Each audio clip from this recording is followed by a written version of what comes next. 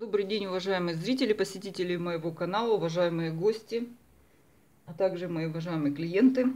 Сегодня снова с вами я, ведьма Аграфена, и хочу начать цикл своих видео о магии. То есть часть будет в открытом доступе, часть будет в закрытом. То есть есть вещи, которыми я не хочу делиться в открытую, поскольку считаю, что они реально действующие, и они не должны быть в общем доступе. Первое. На тему магии. Если у вас есть желание, интерес заниматься магией, вы должны понять три вещи. Первое. Магию надо верить. И вам нужно определенное упорство, потому что магия не срабатывает, и это не что-то очень легкое, что будет всегда срабатывать. Вам понадобится упорство. То есть постоянно искать, повторять, поскольку одни и те же ритуалы, одни и те же даже рунические ставы, они совершенно по-разному у разных людей работают, в некоторых вообще не работают. Второе. Магия. Вы должны как-то определиться все-таки с направлением вашей магии. Если вы принадлежите какой-то религии, усердствуете в ней, вы всегда должны помнить о том, что любая религия запрещает любые виды гадания и магии. В принципе, если вы не хотите раскрещиваться пока там или еще каким-то образом рваться этой религии, просьба не усердствовать в поклонении этому Богу, этим богам. Не исповедоваться, не бить лбом там в молитве, поскольку вас будет наказывать этот эгрегор, которого вы так упорно служите. То есть не ходите, не исповедуйтесь, не причащайтесь там, не оставляйте деньги на храмы, потому что это несерьезно. Вот, то есть сходите потом, если вдруг передумаете. И Богу свечка или черту кочерга. Если вы серьезно решили заняться магией, конечно, вам надо принять чью-то сторону. Так не бывает, чтобы вы сегодня вызывать черта, а завтра пойти чиститься в церковь. Понимаете, вас отматузят все. И черт, и Бог, и все на свете. Есть также нейтральные виды магии, это там бытовая магия.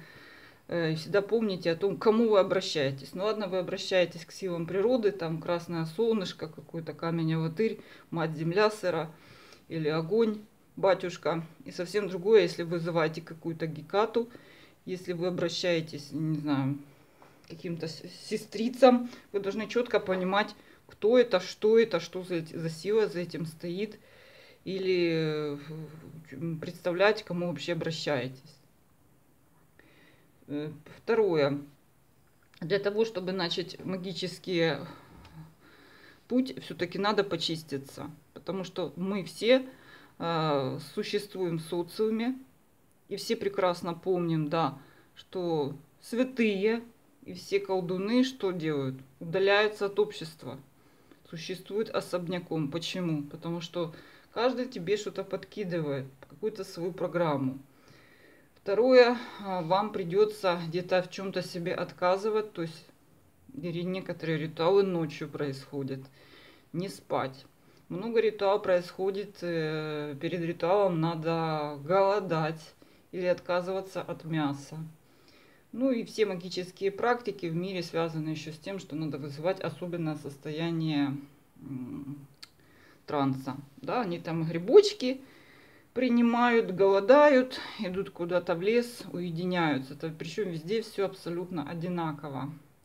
Чтобы либо это индейцы, либо это в христианстве, все абсолютно одинаково. То есть ограничение в еде временное, в магии нет такого, чтобы все время голодать в нашей, да, в черной. И также есть еще руническая магия, у которой также свои правила, но она нейтральна. Вот если хотите заняться, не отходя от своего эгрегора, при этом не исповедоваться, можно заняться, попробовать рунической магией, поскольку в ней можно идти по каким-то небольшим просьбам изначально. Ну и надо почиститься. Что такое чистка? Я вам рассказала, что чистка, да, что надо избавляться от негатива, от чужеродных программ, а также от программ, которые вы сами на себя накладывали, ваш род. Еще есть какие-то такие кровные проклятия, когда там ваша мама: ах ты, чтоб ты там никогда замуж не вышла, а чтоб у тебя там, ты еще ко мне приползешь на коленях больная. То есть вот такие вещи родители говорят своим детям. Проклятие с глаз, завистники есть напрямую, с вами борются конкуренты, завистники, соперники, соперницы. Естественно, что любой человек абсолютно на 100%, я уверена, нуждается в чистках. Просто зависит в каком объеме. Я себе постоянно чистки ставлю, хотя на мне стоит защиты. Защиты ставятся после чисток. Кроме того, защиты, я говорю, должны также потом пропускать. Вы не должны быть в глухой комнате. Они должны пропускать к вам жизнь, поскольку защита это как бы часть вашего успеха, но не способ изолироваться от всех неприятностей. Вот по поводу защиты. По поводу чистки я хочу сказать так, что их много, и их делать надо сразу комплексом. Есть черномагические чистки, бытовые, также стихиями, которые могут быть привязаны к дням недели, к луне. Если требуется быстрая, срочная чистка, я бы предложила рунику. Что такое руника, я сейчас не буду рассказывать, однако это графическая магия, к которой вы можете вот прибегнуть прямо сейчас. Что в ней хорошего, да, что не надо отказываться от эгрегора, раскрещиваться, бежать срочно. Не надо как бы привязываться к Луне. Еще раз, это распространенное заблуждение, Луна, знаки зодиака, понимаете, ну это все, конечно, если это все ограничения, изначально руны вообще никак не могли быть привязаны ни к Луне, ни к знакам зодиака, это вообще совершенно с рунами не связано. Тоже сколько есть Эдды, и там ничего абсолютно не сказано. Да, есть там указание на то, что руны вырезали на камне и на дереве, еще на глине. Покрывали их краской или там с кровью. Да, сейчас мы их рисуем на бумаге. Есть такое. Хотя же говорю, что рунами надо много вещей, нюансов, о которых просто никто не знает. И есть такое убеждение, что то к Луне они привязаны, то они не работают. То есть люди не знают элементарных вещей, руны работают. Я сама скажу про этот став костер. Автор Нума. Костер этот предназначен для того, чтобы выжечь, уничтожить энергией огня окончательно, ну, нечто. Изначально он придумался, как уничтожить препятствия. И также я его использую как точечную чистку. Скажу так, что я как практик, когда я начинала пользоваться рунами, я этот костер поставила на уплотнение на теле. Скажу так, что я сделала большую ошибку, поскольку в этом ставе существует руна смерти. Ну, я как бы не боялась, да, не боялась ни смерти, ни чертей, ничего. И тем не менее, расскажу, как этот став подействовал на вот это затвердение после укола. Собственно говоря, это нагноение, которое каким-то образом вот застряло ни туда, ни сюда. Значит, рассказываю. У меня на это место покраснело, начало пульсировать. Само это нагноение начало вылезать наружу. Вот. И я вам сейчас расскажу по рунам, кстати, как это все совпадает. И у меня началась температура уже общая. Ну, в общем, я быстренько стерла этот став. Вот. Тем не менее, у меня это уплотнение рассосалось.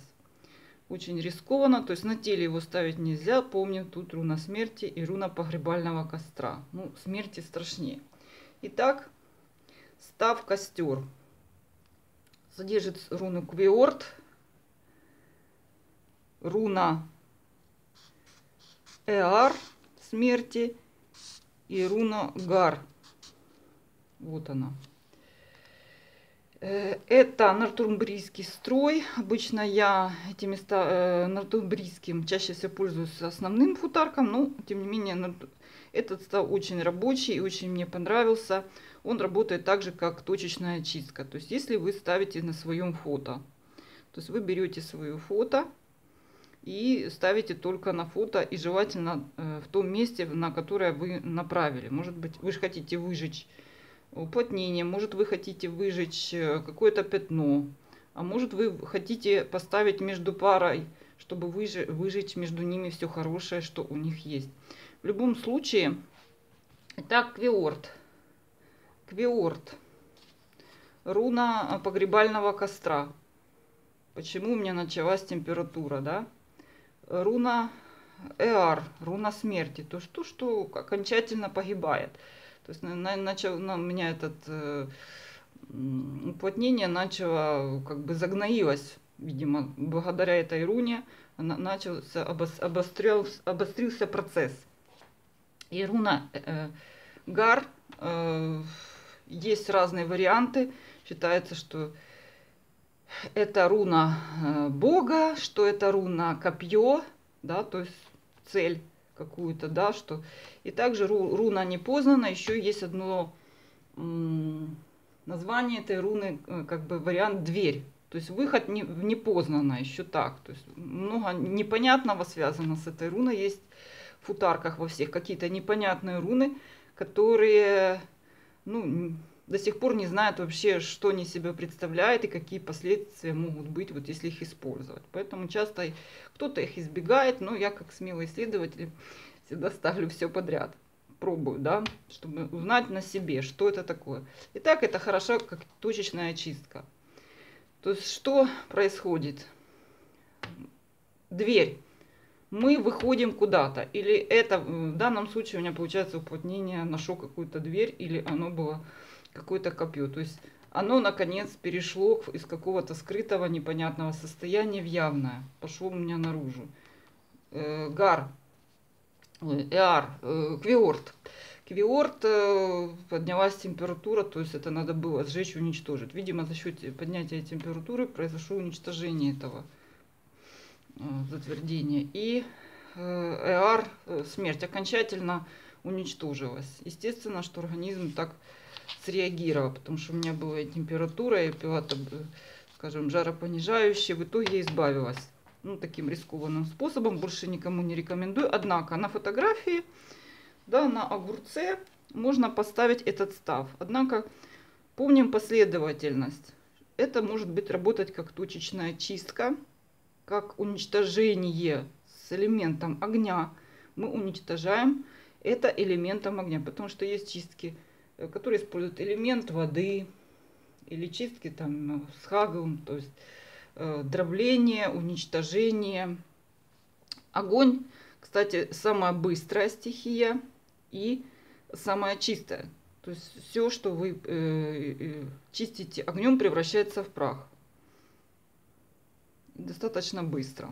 Учитываем этот момент. Когда вы нарисовали этот став, не на себе, помним, на фото, на огурце, сейчас я расскажу, что такое огурец, вы должны сказать такую вещь. Силой данного рунного става полностью выжжена и уничтожена такая-то вещь там на теле или или отношения, или удача чья-то, или уничтожены мои, наоборот, неудачи. Можно уничтожать молчание человека или его равнодушие.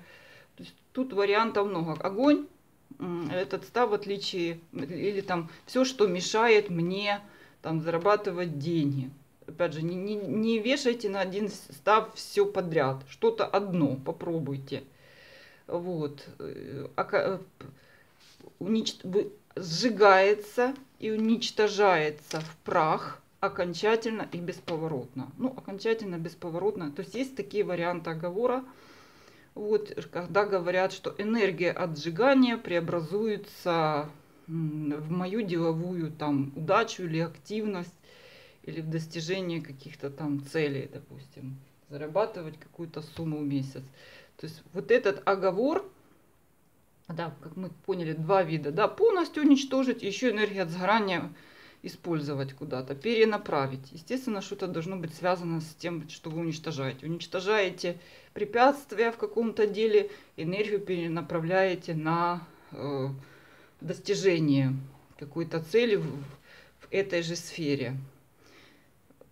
И помним, да, что мы рисуем став, оговариваем то, что нам надо, все, мы его запускаем, мы его должны потом активировать. Ну, на теле, видите, на теле активация происходит автоматически, на теле это ставить нельзя.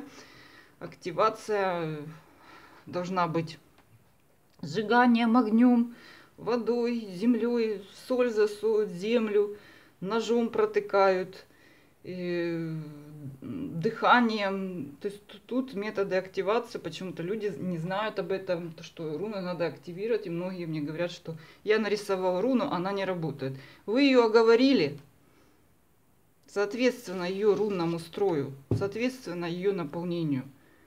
Вы дали задание, еще хорошо бы срок оговорить, чтобы руна спешила, можно даже сказать, в течение суток. Вот. По окончании работы она прекращает работу и освобождает вас от своего присутствия. То есть руна не может работать, руна должна либо работать до конечного результата, либо она должна работать постоянно. В данном случае у нас до результата. Рунный став работает до какого-то результата конечного. Все. Когда результат будет достигнут, ее надо уничтожить, отпустить, сказать ей спасибо и так далее. Помним об этом. Это не какой-то пластырь, да, вот вы даже пластырь прилепили на себя, да, он что, измазывается, отваливается, то есть он не существует вечно. Он выполнил какую-то там свою функцию, у вас там зажил какой-то мозоль, и вы стали, и вам он уже не нужен. Так и руна. Помните, что по достижению результата руну надо уничтожить, то есть носитель. Сейчас мы не вырезаем, мы эту руну рисуем. Что такое огурец? Огурец, вы рисуете фигуру какую-то, да, там, может быть, как-то похожую на вас, там, и пишите там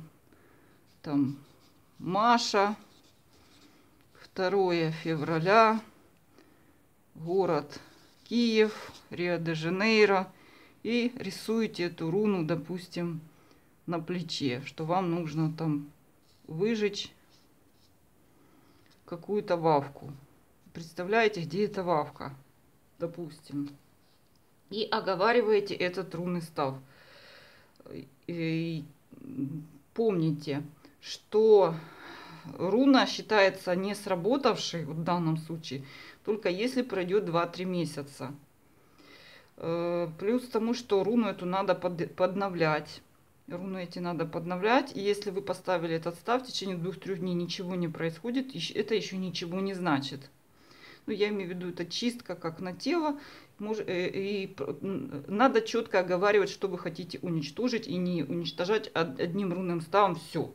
Поскольку пока она включится, пока она это все переработает, что вы перечислили, ну, пройдет очень много времени, может, она просто не осилит это все. Учтите это. Итак, поняли, начинаем магию, начинаем что-то пробовать простое, и в первую очередь чистимся. Вот. Ну, это как бы первая помощь такая, да, этот став на тело ставить нельзя. Есть скорая помощь в плане руники, когда надо быстро изменить ситуацию, или ну, более серьезные чистки. Ну, это я в этом видео уже не буду рассказывать. Это видео больше посвящено, с чего надо начать свой путь магии. И в частности, вот мы начали говорить о рунике. О том, что ставы надо разбирать по рунам, надо понимать все-таки, как он действует, иначе итог будет зависеть просто от ваших... Есть такой как бы термин «прямое колдовство». Когда руны не работают, работают сила вашего намерения. Но нам желательно, чтобы руна нам помогала тоже. Поняли, да? То есть может этот став работать, даже если вы не знаете этих рун. Но сильнее надо будет работать, если все-таки включатся руны. Может, вы талантливый, у вас есть магические способности, вам просто руна нужна как предмет, который нацеливает вас. Но руна сама по себе работает также и гораздо может усилить действие вашего намерения. Поэтому Эта руна как точечная чистка, как уничтожитель при помощи погребального костра, при помощи погребального огня. И она не требует отказа от раскрещивания, каких-то серьезных действий. Вот можно начинать заниматься прямо сейчас. Спасибо за внимание. Я надеюсь, вы поняли, что я вам объяснила. Квиорт, Эар, Гар. Нортумбрийский строй. Еще раз повторяю, кому интересно. Став называется Костер. И продолжение следует. Спасибо. Все мои контакты с обращением за платными услугами под этим видео. До свидания.